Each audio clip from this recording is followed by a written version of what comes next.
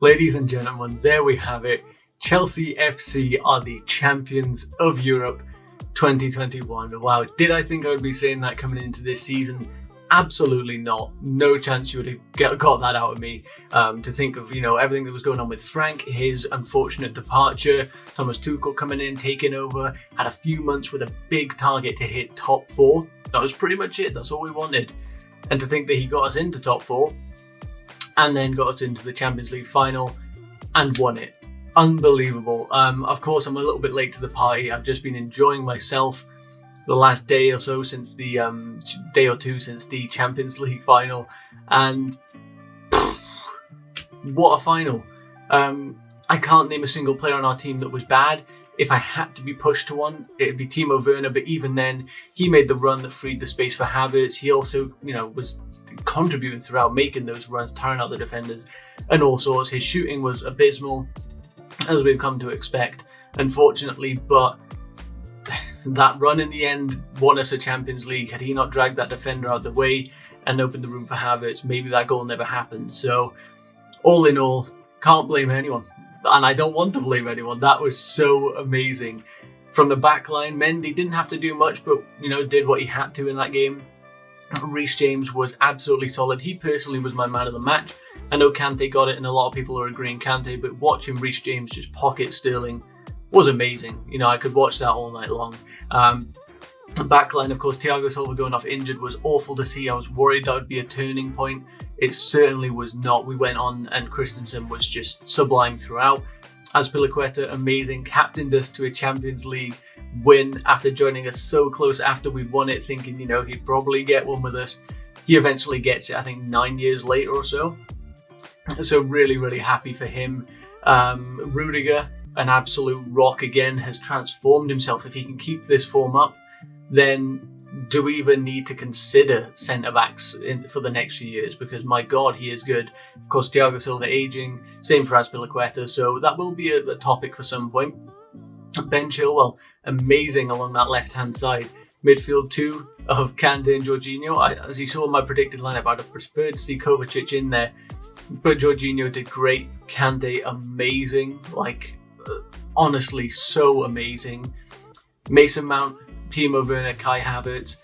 Kai Havertz, of course, what a goal. Fernando Torres-esque, that goal. Wow. To think that he has come in within a season and scored that to win us the Champions League is insane. Timo Werner, I went over him a little bit, but all in all, not going to complain. And Mason Mount, fantastic pass and, weight of pass, the vision to get the pass off and to place it right in front of Havertz's run, right in between him and the keeper, which ends up, making so that he can round him. It settles it for me. I've always been on Mount's side when it comes to the talks of Foden, Greenwood, whoever these generational talents are that keep getting mentioned, but there's only one at the moment that has got a Champions League winners medal, and not only has he just got the medal, he played a vital part in that goal that won the game.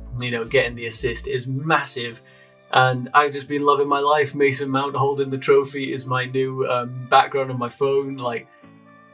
I'm soaking it up, and I'm sure all of you are as well, assuming you're Chelsea fans. To Manchester City, commiserations. It's never nice to lose a final. I was very nervous going into the game, and that could have been us. So commiserations. It's a rough thing to go through a loss like that in such a big game. Speaking on their team, I thought everyone was a little bit surprised that they went with Sterling and the whole debate of the no DM in their team. I can understand that. Pep definitely, I think, wanted to maybe go out there and get the game won, get a goal, get 2-3 goals maybe in his head, and then maybe bring on a Fernandinho or a Rodri or whoever to then sit in that midfield and say, what, we got our goals, we're good at scoring goals, so you think they would have got one or two, and then he would have brought him on to secure the game up and be like, yep, we got the goals, now we're not sitting back, they'd control the game with their midfield and their back line, and they wouldn't let us get near the ball, which is something they do so well, but didn't work out that way in the end. Everyone going with the the narrative of Pep's balled it again. He's gone for a wild card change in a final or a massive game and has, thrown the game in the end.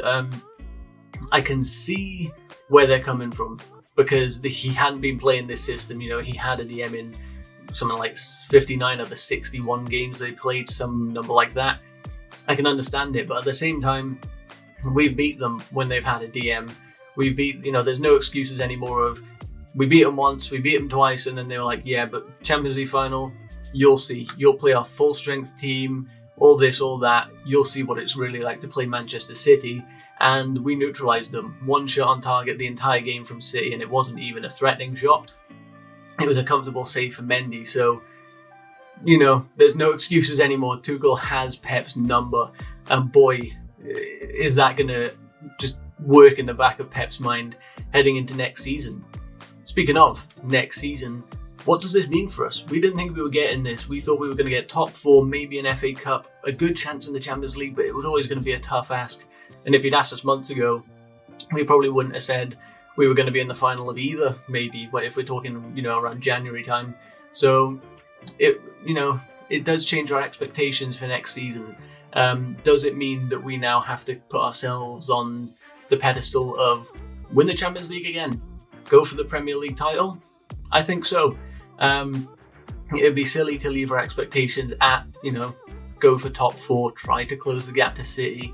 Of course, that still is the aim. But given that we've shown that kind of character tonight, that's going to hopefully carry on into next season. We can now recruit players that maybe, I don't know the case, if we were going to go for a Haaland or a Kane or, Lukaku, we know that Lukaku is the more obvious buy here because dealing with Levy and getting Kane is never going to happen, really. Haaland, it looks like he's going to stay at Dortmund for another year. That one looks rough. But does winning the Champions League maybe push Haaland to say, I want to go. I want to go, Dortmund. I need to go to that team. I want to go to that team. It's youthful. There's a project. They're winning Champions Leagues with youth players. Players that are coming up through the academy. That's a project I want to be a part of. I want to go this season. It could happen. We don't know. If we're going in, hearing rumours of we want Adama Traore now, which, this probably wouldn't have changed his mind. He'd probably take that move anyway.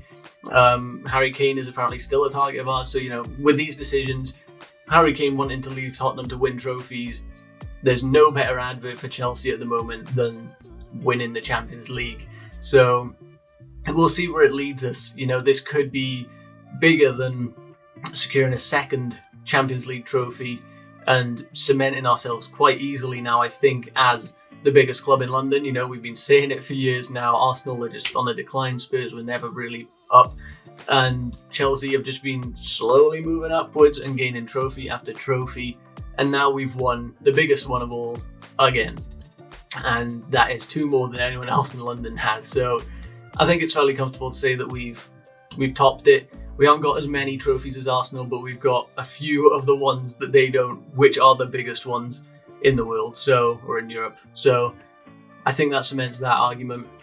We'll see what this means leading into next season. Do we now have a bigger budget maybe to spend? Because we know if we can really sort the spine of this team out, get a good maybe midfielder in there. We might need a centre-back with, 2 old centre-backs in there with Thiago Silva and Aspi, and a striker, of course. We build that spine up. I don't think we need to be looking for a goalkeeper anymore. I'm happy to stick with Mendy. I think we're looking very, very strong, and we can now recruit some top talent, I hope. So, massive congratulations to all you Chelsea fans watching. Of course, well done to the players. I'm forever grateful for these memories, and they will live on in my memory forever. And Kai Havertz has now joined the list of Frank Lampard and Didier Drogba as Champions League final goal scorers, which is massive. Thanks very much for watching, guys. I'll catch you on the next video. Please don't forget to leave a like, subscribe, all that good stuff, and I will see you then. Goodbye.